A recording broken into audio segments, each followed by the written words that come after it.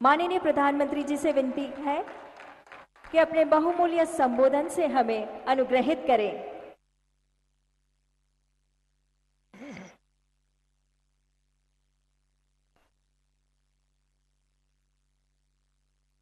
केंद्रीय मंत्रिमंडल के मेरे सहयोगी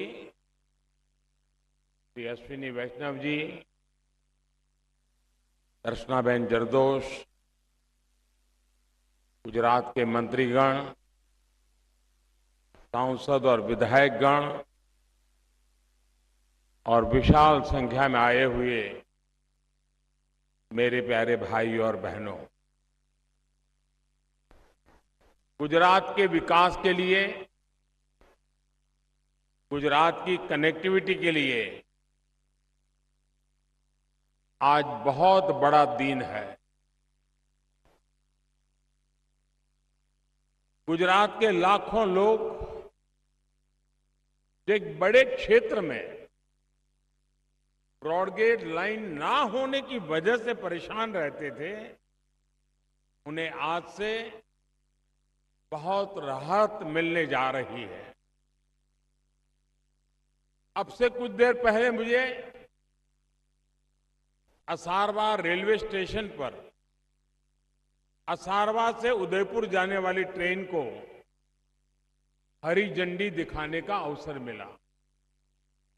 लुणीधार से जेतलसर के बीच बड़ी लाइन पर चलने वाली ट्रेनों को भी आज हरी झंडी दिखाई गई है।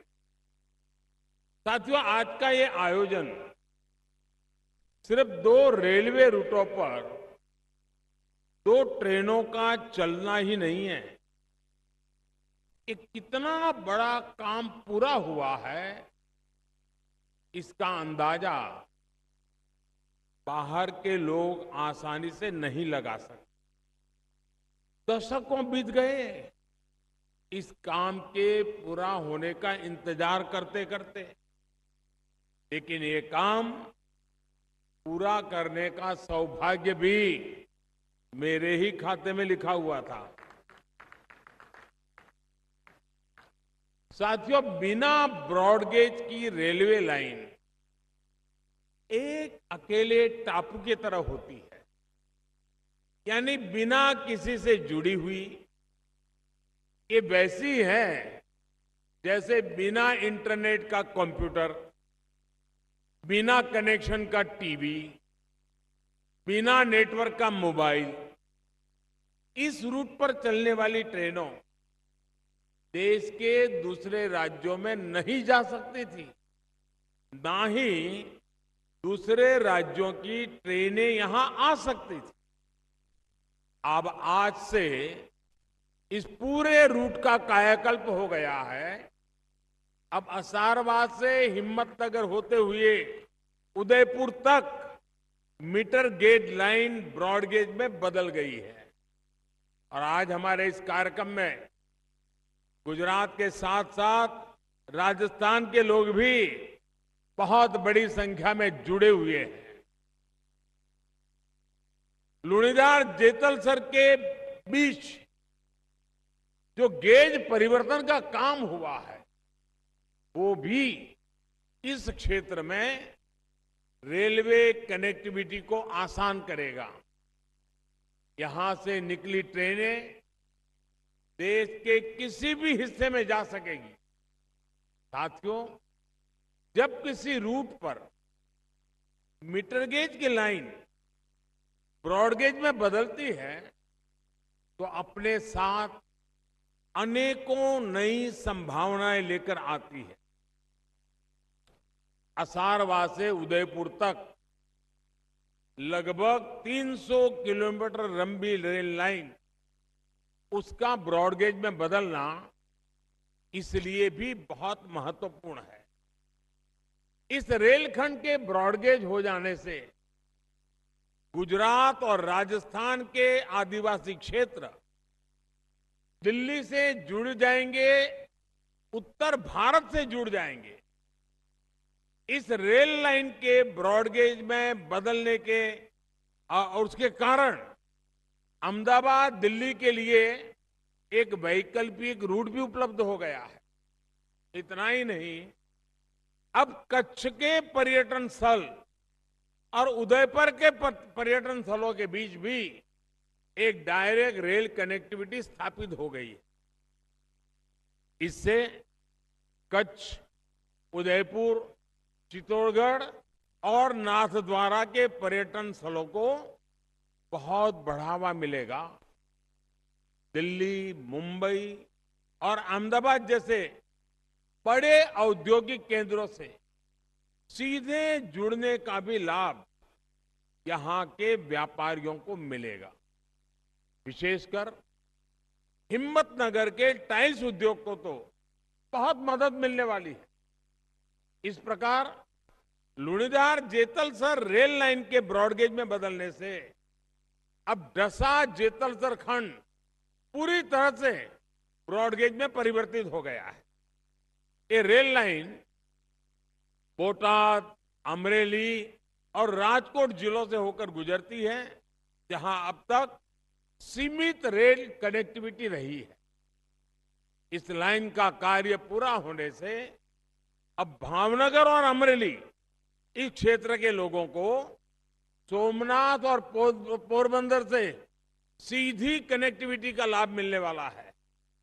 और साथियों, इसका एक और लाभ होगा, इस रूट से भावनगर और सौराष्ट्र क्षेत्र के हमारे राजकोट, पोरबंदर और वेरावल ऐसे शहरों की दूरी भी कम हो गई। अभी भावनगर वेरावल की दूरी लगभग 470 किलोमीटर है, जिसमें 12 घंटे लगते हैं। ये ब्रॉडगेज का काम पूरा होने के बाद, नया रूट खुलने के बाद अब ये घटकर करीब 290 किलोमीटर से भी कम रह गई।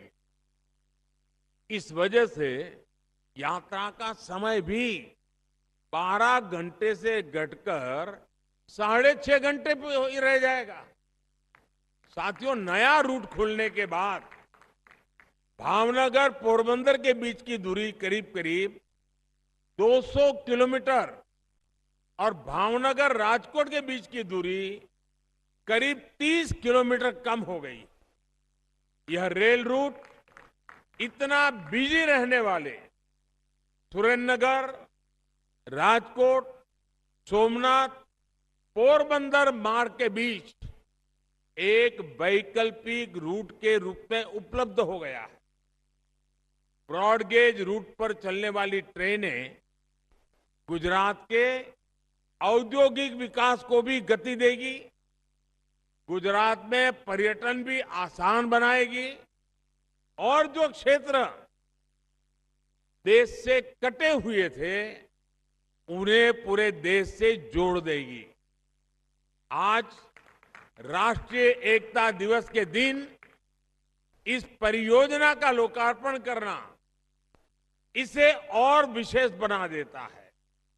साथियों, जब डबल इंजन की सरकार काम करती है तो उसका असर सिर्फ डबल नहीं होता, बल्कि कई गुना ज्यादा होता है। यहां एक और एक मिलकर 2 नहीं, बल्कि एक के बगल में एक 11 की शक्ति धारण कर लेते हैं। गुजरात में रेल इंफ्रास्ट्रक्चर का विकास भी इसका एक उदाहरण है। मैं वो दिन कभी भूल नहीं सकता जब 2014 से पहले गुजरात में नए रेल रूटों के लिए मुझे केंद्र सरकार के पास बार बार जाना पड़ता था।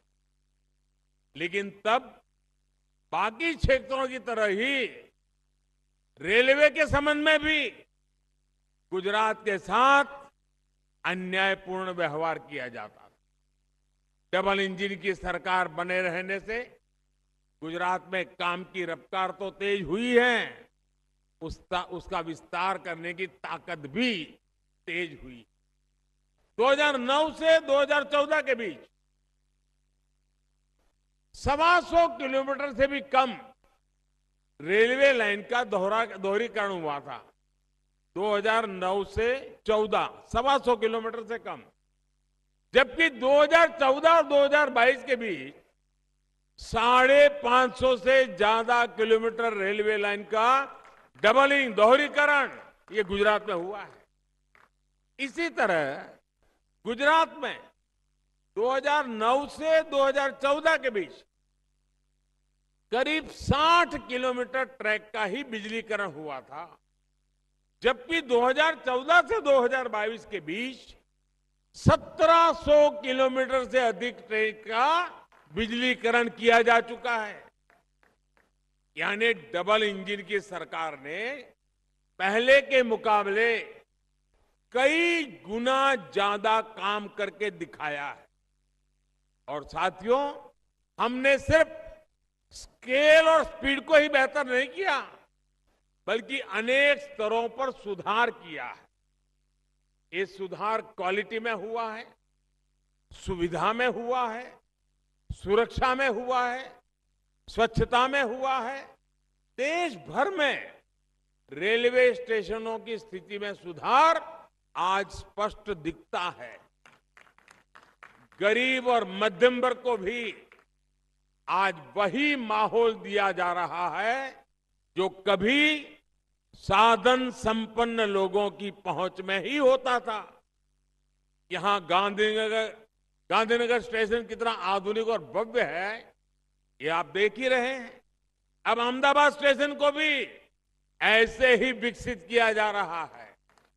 इसके अलावा भविष्य में सूरत, उधना, साबरमती, सोमनाथ और न्यू भूज जैसे स्टेशन भी आधुनिक अवतार के सामने नए रूप में आने लगे हैं।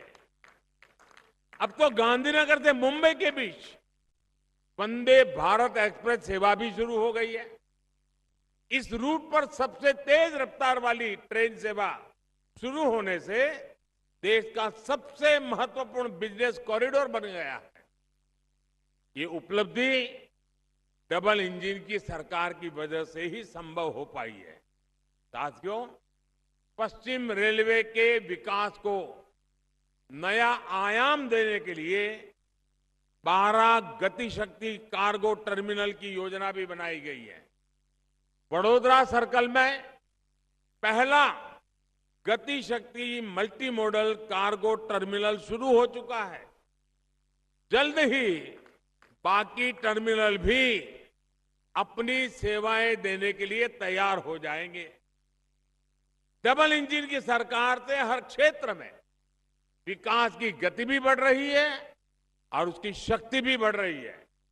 साथियों, आजादी के बाद दशकों तक हमारे देश में अमीर गरीब की खाई, गांव शहर की खाई, असंतुलित विकास बहुत बड़ी चुनौती रहे हैं। हमारी सरकार देश की इस चुनौती का भी समाधान करने में जुटी है। सबके विकास के लिए हमारी नीति एकदम साफ रही है।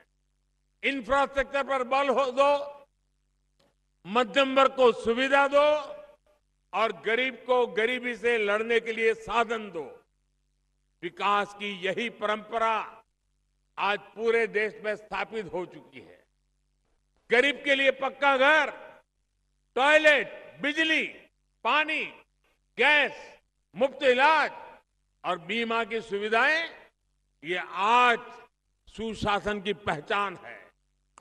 आज मेट्रो कनेक्टिविटी, इलेक्ट्रिक वाहन, सोलर पावर, सस्ता इंटरनेट, बेहतर सड़कें, एम्स, मेडिकल कॉलेज, आईआईटी, इस प्रकार का इंफ्रास्ट्रक्चर आज देशवासियों को नए अवसर दे रहा है। कोशिश यही है कि सामान्य परिवारों का जीवन कैसे आसान हो, आना जाना, व्यापार कारोबार करना सरल कैसे हो। भाइयों बहनों, देश में कनेक्टिविटी इंफ्रास्ट्रक्चर के विकास के लिए अप्रोच में बहुत बड़ा बदलाव आया है। अब सिर्फ ये नहीं है कि कहीं एक जगह सड़क बनी, कहीं दूसरी जगह रेल ट्रैक बिछ गया, कहीं तीसरी जगह एयरपोर्ट बन गया। अब कनेक्टिविटी का एक संपूर्ण सिस्टम तैयार किया जा रहा है। यानी यातायात के अलग अलग माध्यम एक दूसरे से भी कनेक्ट हो, ये सुनिश्चित किया जा रहा है। यहां अहमदाबाद में ही रेल, मेट्रो और बसों की सुविधा एक दूसरे से जोड़ी जा रही है। इसी प्रकार दूसरे शहरों में भी इसी तरह काम हो रहा है। कोशिश यही है कि चाहे यात्रा हो या फिर माल ढुलाई, हर प्रकार से एक निरंतरता बनी रहे, एक मोड़ से निकले और सीधे दूसरे मोड़ पर चढ़े। इससे समय भी बचेगा और पैसों की भी बचत होगी। साथियों, गुजरात एक बहुत बड़ा औद्योगिक सेंटर है। यहां लॉजिस्टिक कॉस्ट एक बहुत बड़ा विषय था। इससे व्यापार, कारोबार को, उद्योग जगत को तो परेशानी होती ही, इससे सामान की कीमत भी बढ़ जाती है। इसलिए आज रेलवे हो, हाईवे हो, एयरपोर्ट हो, पोर्ट हो, इनकी कनेक्टिविटी पर बल दिया जा रहा है। गुजरात के पोर्ट्स जब सशक्त होते हैं तो इसका सीधा असर पूरे देश की अर्थव्यवस्था पर पड़ता है। ये हमने बीते 8 वर्षों में भी अनुभव किया है। इस दौरान गुजरात के पोर्ट्स की क्षमता लगभग 2 गुनी हो चुकी है। अब वेस्टर्न डेडिकेटेड फ्रेट कॉरिडोर से गुजरात के पोर्ट्स को देश के दूसरे हिस्सों से जोड़ा जा रहा है। इसका एक बहुत बड़ा हिस्सा पूरा भी हो चुका है। माल गाड़ियों के लिए जो स्पेशल ट्रैक बिछाए जा रहे हैं, इससे गुजरात में भी उद्योगों का विस्तार होगा, नए सेक्टर के लिए अवसर बनेंगे। इसी प्रकार सागरमाला योजना से पूरी कोस्ट लाइन में अच्छी सड़कों का जाल बिछाया जा रहा है। साथियों, विकास एक सतत प्रक्रिया होती है। विकास से जुड़े लक्ष्य किसी पर्वत के शिखर की तरह होते हैं।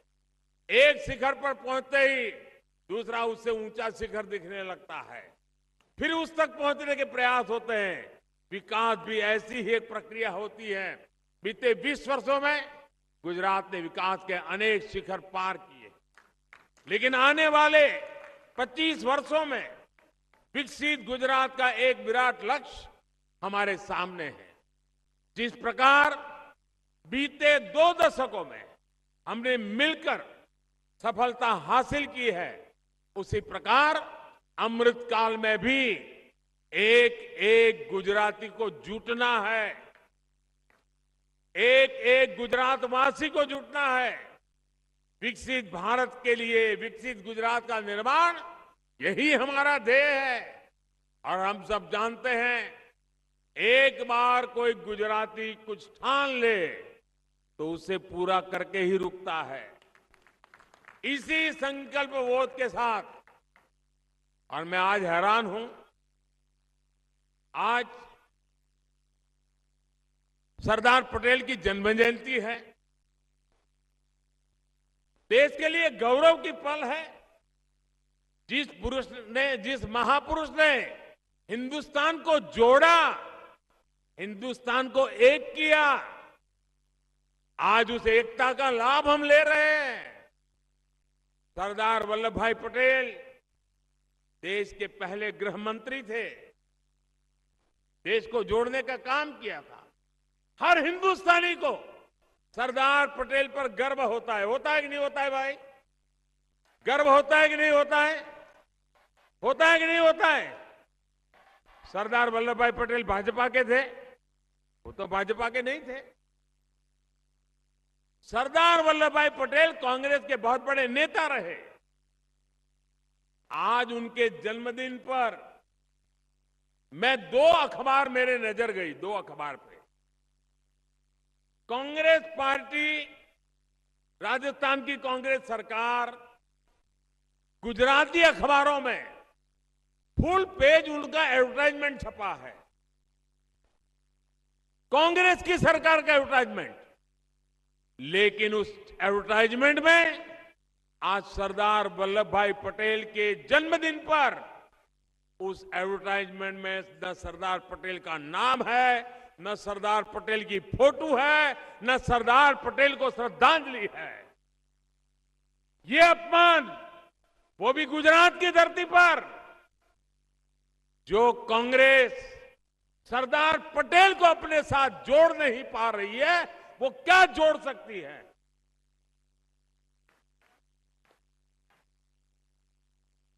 ये सरदार साहब का अपमान है, ये देश का अपमान है। वे तो भाजपा के नहीं थे, वे कांग्रेस के थे, लेकिन देश के लिए जिए, देश को कुछ दे के गए। आज हम गर्व करते हैं, दुनिया का सबसे बड़ा स्टैच्यू बना करके हमें संतोष हो रहा है। ये नाम तक लेने को तैयार नहीं है। भाइयों बहनों, गुजरात इन चीजों को कभी माफ नहीं करता है और देश भी कभी माफ नहीं करता है। साथियों, ये रेलवे भी जोड़ने का काम करती है, उत्तर से दक्षिण, पूरब से पश्चिम। इस जोड़ने की प्रक्रिया को गति देना, उसका विस्तार करना, ये निरंतर काम चलता है, तेज गति से चलता है और उसका एक लाभ आज आपको भी मिल रहा है। मेरी तरफ से आप सबको बहुत बहुत शुभकामनाएं, बहुत बहुत धन्यवाद।